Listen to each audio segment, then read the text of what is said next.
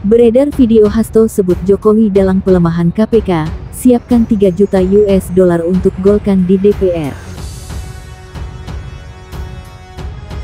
Saya tidak pernah menyesal, saya akan terus berjuang dengan api semangat yang menyala-nyala.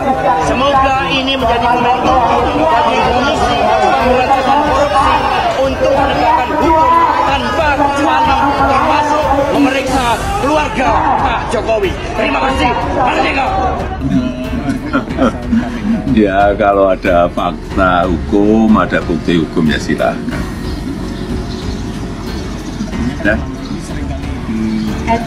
Ya, sudah seringan pernyataan seperti itu. Masa saya ulang-ulang terus. Kalau ada bukti hukum, ada fakta hukum, ya silakan. Anyway, kalau memang Mas Hasto ditersangkakan pada malam Natal, saya sih cuma berharap satu aja. Banyak kasus besar, kakak beradik itu, anaknya si itu, yang katanya pencucian uang, katanya apa, itu kan ada KPK tahun berapa? 2001 atau 2022. Terus apalagi Pak Airlangga Hartarto, terus siapa Muis itu, Sandra Dewi, yang menjadi mengulik apa ya, kemarahan masyarakat karena pajak banget korupsinya 300 triliun, cuma 6 tahun. Aduh please deh. Siapa lagi? Banyak ya. Saya ingat ketika saya bertemu dengan Presiden Jokowi di Istana Merdeka menjelang Mas Gibran dan Mas Bobi mau mencalonkan sebagai wali kota Solo dan wali kota Medan. Saya mengatakan kepada Pak Presiden Jokowi sekaligus untuk menguji keseriusan beliau di dalam mencalonkan anak dan menantunya. Pak Presiden, apakah betul Bapak mau mencalonkan Mas Gibran dan Mas Bobi sebagai wali kota? Loh, kenapa Pak Sekjen? Karena ketika Mas Gibran dan Mas Bobi sebagai wali kota, maka otomatis dia menjadi pejabat negara.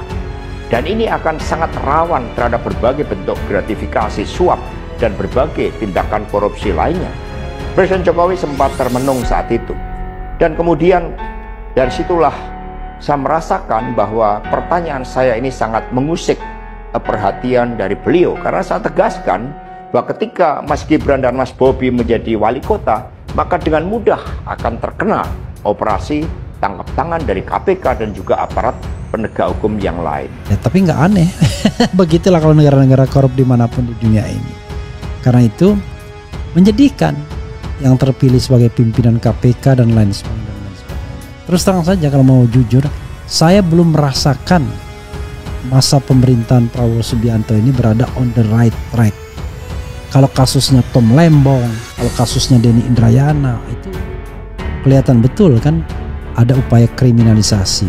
Termasuk juga dalam hal misalnya pembentukan kabinet, sama saja. Ya. Masa saya bertanya kepada Presiden Jokowi adalah untuk mengingatkan bahwa beliau sudah presiden. Buat apa kemudian anak-anaknya harus menjadi wali kota, dan itu mengandung suatu risiko-risiko politik, mengingat presiden juga berhadapan dengan begitu banyak pihak-pihak yang selalu mencoba berhadapan dengan Bapak Presiden. Tetapi beberapa saat kemudian saya menerima salah seorang menteri dan beliau mengatakan kepada saya bahwa sudah mendapatkan arahan dari Presiden Jokowi untuk melakukan revisi Undang-Undang KPK. Saat itu dijelaskan berbagai pasal-pasal penting, misalnya bahwa pimpinan KPK tidak otomatis bertindak sebagai penyidik. Kemudian ada beberapa pasal-pasal yang tidak memungkinkan bagi penyidik independen untuk bergabung ke KPK. Supaya KPK kelihatan kerja, dia kejar-kejar Hasto tuh. Supaya kelihatan kerja. Ini kan unik itu, Cak. Paginya kita datang ke KPK, ya kan, untuk menyerahkan kembali laporan itu supaya diteliti kembali oleh KPK terkait yang kriminalisasi. Siangnya mereka melakukan ini loh, apa namanya, masuk ke rumah penggeledahan karena kasusnya Hasto. Jadi udah langsung ditimpali. Pinter juga kalau gitu. Kan sudah saya sebutkan tadi, Kak, sejak dari awal memang KPK ini kelihatan mau mencoba nih yang ngelak dari apa namanya yang berhubungan dengan Pak Jokowi gitu loh kira-kira. Berbagai revisi-revisi itu karena ini adalah perintah dari presiden, maka ya saya sarankan untuk bertemu dengan seluruh jajaran fraksi di DPR RI dan coba menggalang atas perintah dari presiden. Nah, saat itu Pak Menteri yang menjadi kepercayaan dari Pak Jokowi ini menyampaikan bahwa kira-kira akan diperlukan dana sebesar 3 juta US dollar untuk menggolkan revisi Undang-Undang KPK. Dan mengapa berjalan mulus? Karena Presiden Jokowi punya kepentingan untuk melindungi Mas Gibran dan Mas Bobi. Maka sejarah mencatat bahwa revisi Undang-Undang KPK ini dilaksanakan sebelum pelaksanaan Pilkada serentak di mana Mas Gibran dan Mas Bobi berproses menjadi wali kota. Maka ketika terpilih menjadi wali kota, amanlah dari berbagai persoalan hukum karena KPK sudah dilemahkan. Jadi ini sebuah kesaksian ya, dan fakta yang Pak Agus alami bahwa Bapak dipanggil oleh Presiden untuk menghentikan kasus IKTP yang mentersangkakan Setia Novanto waktu itu menjadi Ketua DPR. Ya. Bapak bersaksi itu ya? Saya bersaksi.